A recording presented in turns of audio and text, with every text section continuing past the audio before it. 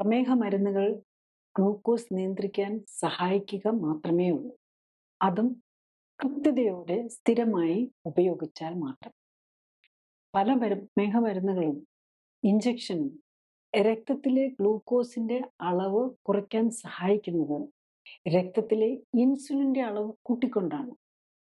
Hyper insulinaemia, ഇൻസുലിന്റെ അളവ് അമിതമായി കൂടുന്നത് പലതരം ആരോഗ്യ പ്രശ്നങ്ങൾക്കും കാരണമാകും. ചുരുക്കി പറഞ്ഞാൽ, അടിസ്ഥാനപരമായ ജീവിതശൈലി മാറ്റങ്ങൾ കൊണ്ട് മാത്രമേ പ്രമേഹത്തിൽ നിന്നും മുക്തി നേടാനാകൂ.